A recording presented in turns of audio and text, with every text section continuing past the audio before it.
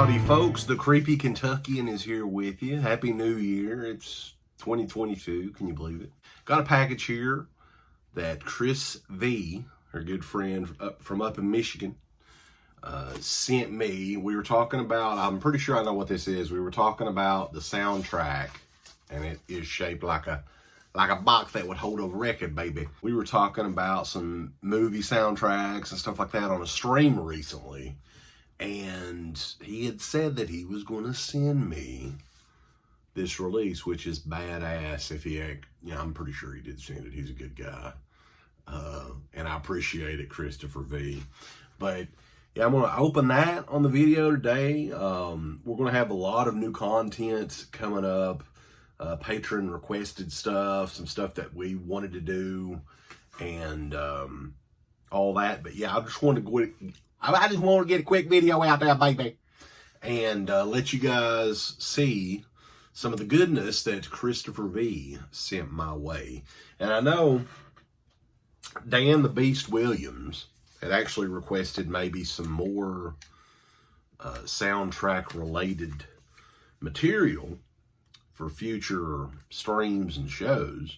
And I thought that was a pretty good idea. So that may be something that if we can get together and do some showcase stuff on our collections and talk about, some of the different soundtracks that we've got, because we all have quite a bit. I have like a display wall there, more records that way, and a whole entire shelf thingy over that other way. I may do some collection stuff in regards to that, but let's get this package open from Chris V and see what Mr. V brought to me. Oh yes, so here it be, folks, here it be.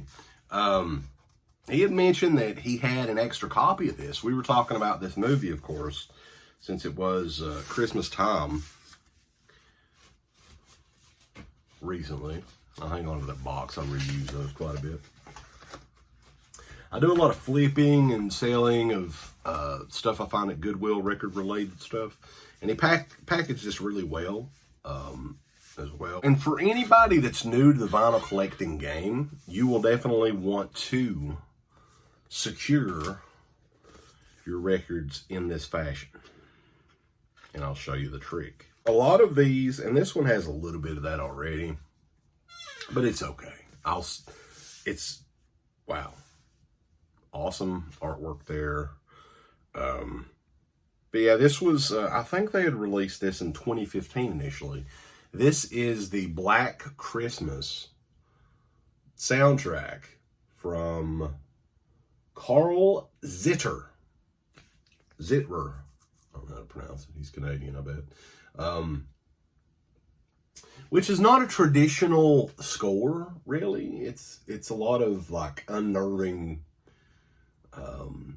techniques on piano strings and shit like that. We were talking about that when we did our commentary, which is still available on our Patreon page if you want to check that out, for Black Christmas, which is one of our favorite Christmas-themed horror movies, maybe our all-time favorite. Waxwork Records recently announced that they were re-releasing this one in April. I must have completely zoned out when this one was announced, because I don't remember this coming out in 2015. There's a big, long diatribe from Carl talking about the score and all that. The way that he had sent this in the package is really the way that you want to store these records as well. So this is a 1 LP edition, and I'll show you guys the record here.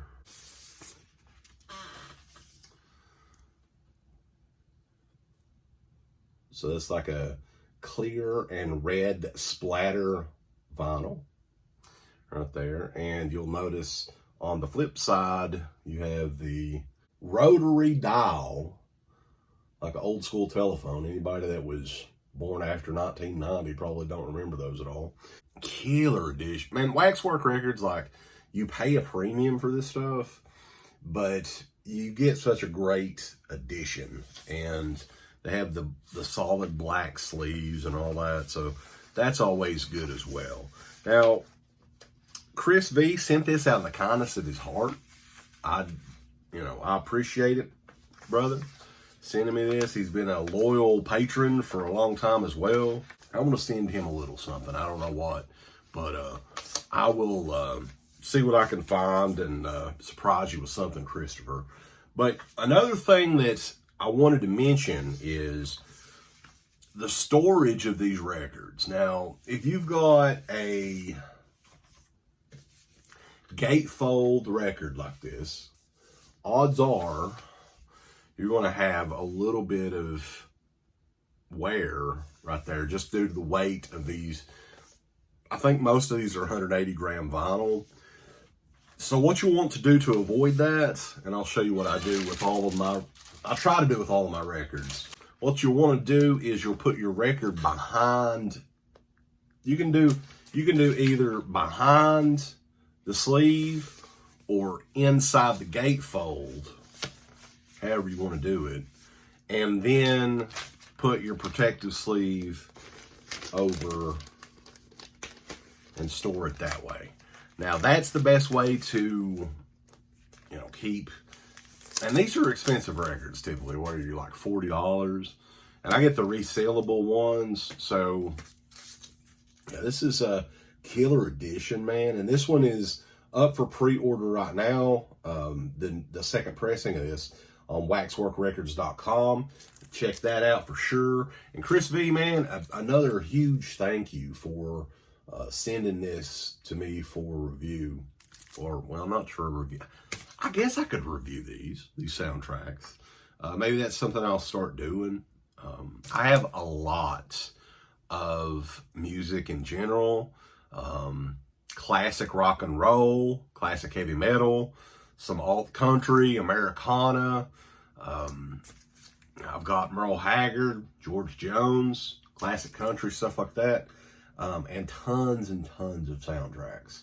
That may be something, give us some feedback down below. I can showcase another record that I got for Christmas that I thought would be cool to maybe show. Yeah, this one's a weird one, man.